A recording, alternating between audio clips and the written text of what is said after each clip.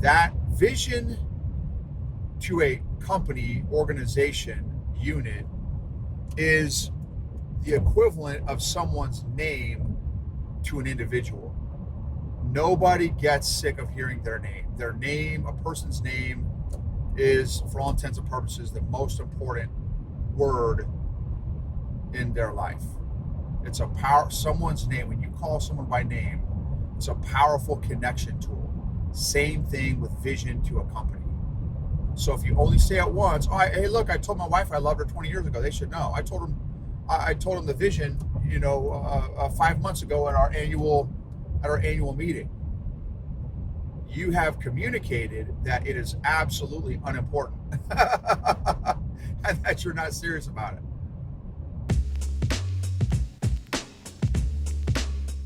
Welcome to the EQ Gangster podcast, where you will learn practical tools to grow your mental and emotional health and intelligence to be the best version of yourself, both at work and at home. It is real, raw, and transformational. The journey of emotional growth isn't easy, but it's worth it. I believe in you. EQ Gangsters. So this episode is going to be about culture. What are the qualities and characteristics of an emotionally intelligent leadership culture? And I would even argue leadership coaching culture, which is a whole different ballgame. But I'm not going to split hairs on this episode. But a future episode, I do want to split hairs. So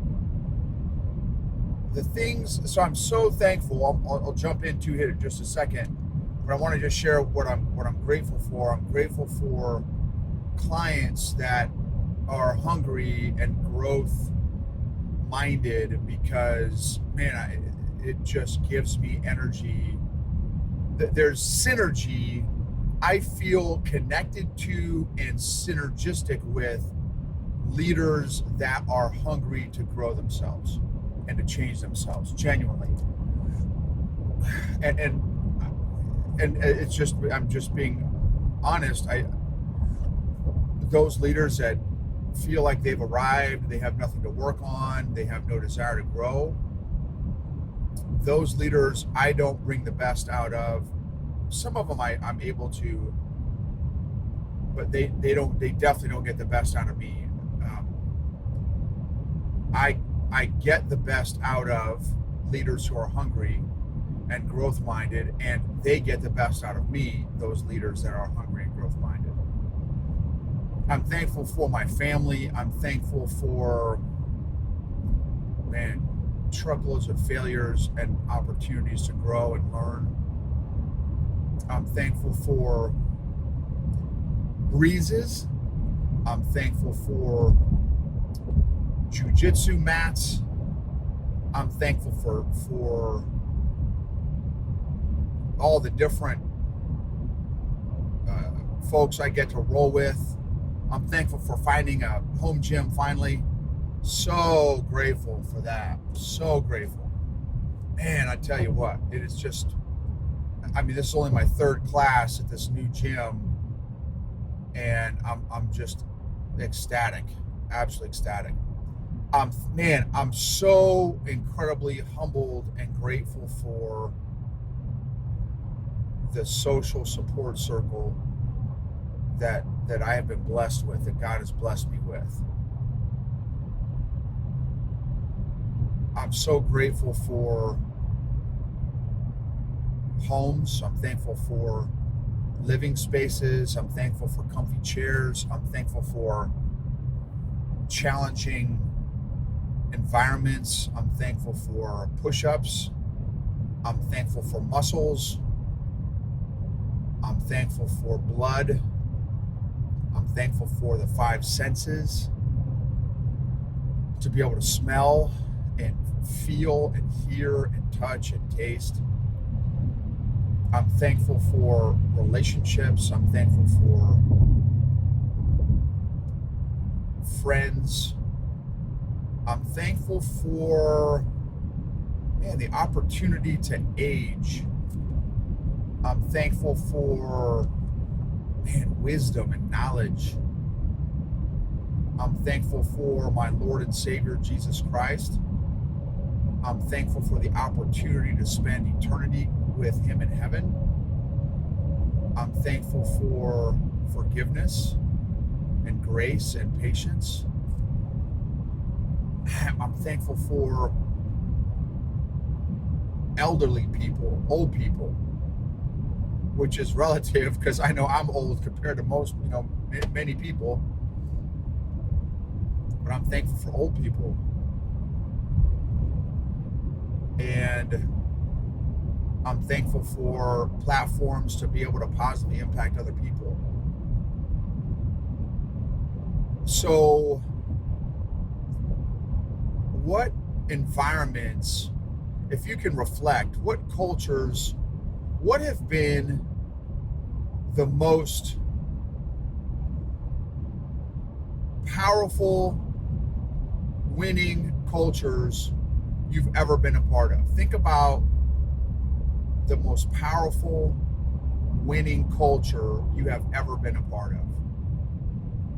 What were those dynamics? If I were to ask you to describe that, that'd be a great homework assignment, by the way. A great action step is pause this, take some time to list that out, write that down. And here's the deal. So write it down. Write down all those traits, qualities, characteristics. Describe it. What was going on, the timing, the circumstances, the situation. Describe it in as much detail as possible. And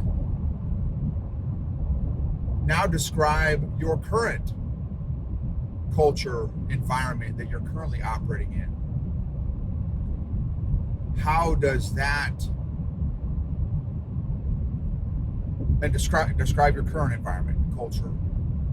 And then what's the delta, the gap, the bridge between your current environment and the most powerful, winning, positive, fun, productive, enjoyable culture you've ever been a part of? And then how many of those things do you have control of in your culture from you down? So obviously if you're the owner of the company, the entrepreneur, CEO, you obviously can affect everything below you in your organization. Your team, you may not be able to affect the culture above you. So what are some action steps that you could take to start slowly over time implementing the desired culture that you want? And remember, here's a couple principles, culture principles I talk a lot about when I'm talking about culture. Culture eats vision for breakfast. Your vision is irrelevant if you don't make the time, intention, and effort to incorporate your vision into your culture. Otherwise, whatever your existing culture is will always win. Always. Your vision is absolutely irrelevant. And if you only talk about your vision once a year, once a quarter, in my opinion, that is not enough. How often do you have to tell your spouse, your children that you love them? How often do you love to feel loved? Does your spouse like to hear it once a year? However you like to receive love. Do you only like that once a year, once every 5 years, once every 10 years? Or do you like a little more consistency in feeling loved? That vision to a company, organization, unit is the equivalent of someone's name to an individual. Nobody gets sick of hearing their name. Their name, a person's name, is, for all intents and purposes, the most important word in their life. It's someone's name. When you call someone by name, it's a powerful connection tool. Same thing with vision to a company. So if you only say it once, hey, look, I told my wife I loved her 20 years ago. They should know. I told them the vision, 5 months ago at our annual meeting. You have communicated that it is absolutely unimportant and that you're not serious about it. So culture, there's three components. There's probably a bunch, but three that I talk about a lot in terms of changing culture is FID, frequency, intensity, and duration. And so because vision should hopefully lead culture change efforts. So you got to talk about that vision frequently, with intensity, passion, for a long period of time, duration. Not once and you're done, but frequently, intentionally, intensely, with passion, and over a long period of time. Now, some other nuances to culture that are really powerful is who is the great exercise here. So, you can pause this. Make a list of the people on either your team or within the company that you feel are the ideal, that have the ideal DNA of the culture you're going for. Write those names down. Mike, Susie, Shelly, Frank, Bob, Carol, whatever. Who are the names of the people that if you could only set one person as an example of the ideal culture of your organization, who would it be? And then here's the thing, another part of the exercise is, why did you pick them? What traits, qualities, characteristics do they have? Then another thing I would say is,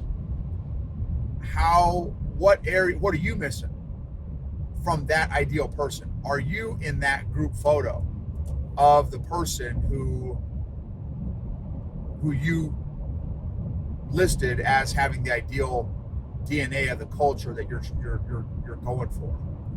And that person, and maybe there's multiple. If you have multiple, that's even better. If you have a handful of people like that, those people are called culture carriers. Culture carriers. They carry the culture of your organization. I got that from Michael Fletcher, who wrote the book Empowering Leadership. Excellent book. Empowering Leadership by Michael Fletcher. And then those culture carriers become your messengers, mouthpieces, trainers, promoters of the culture of your organization. How can you intentionally put them in front of other people within your organization? Adding value within your organization. That culture carrier concept is a really powerful concept. So something to chew on there. What kind of people? What kind of people are you looking for to what kind of qualities and traits? What kind of people? So now, based on that ideal culture that you laid out at the beginning of this episode, what does your marketing need to look like? What does your hiring process need to look like? What does your onboarding process need to look like? Does your marketing, hiring, and onboarding process spit out the culture of your ideal culture? That should not be random. Story time. And a journalist was interviewing Dan Cathy, the son of the founder of Chick-fil-A. They asked Dan Cathy at the time, this was probably 10 or 15 years ago, they won Employee Company of the Year award for most favorable places to work in America. Chick-fil-A won the award, along with, at the time, Southwest Airlines. And they asked him, the journalist, interview guy, was like, what is your employee happiness training program? And Dan Cathy's like, what? My employee happiness? He's like, I don't have an employee happiness training program. He's like, no. How do you train all your employees to be so happy? And his response was powerful. He said, we only hire happy people. And I thought, wow, that's beautiful. That's powerful. And it's effective. Clearly, it's effective. Chick-fil-A still is a very successful organization. So how about your organization? What, based on the ideal culture you're trying to create, does every piece of your marketing, your hiring, your onboarding, your leader development program, your management training, right, all those different programs, does it align like a spinal cord, like a back, the spinal cord of a human's back? Does it align with that ideal culture? And if not, what can you do to affect it? And maybe you don't have a touch in those different areas, departments, pieces of your business, but of your specific team, how can you affect your specific team, your team's different areas and stuff? Again, it's multiple. It's got to be consistent touch points of culture carriers, of your culture, of the vision. Culture does not happen by accident. You can't say, this is the culture I want, and shazam, wham, bam, it's done. Nothing will happen. Nothing changes unless you change. And that's a huge point, is in order to lead others well, in order to create the culture you want, you have to lead yourself well. How closely do you reflect the culture that you're trying to create?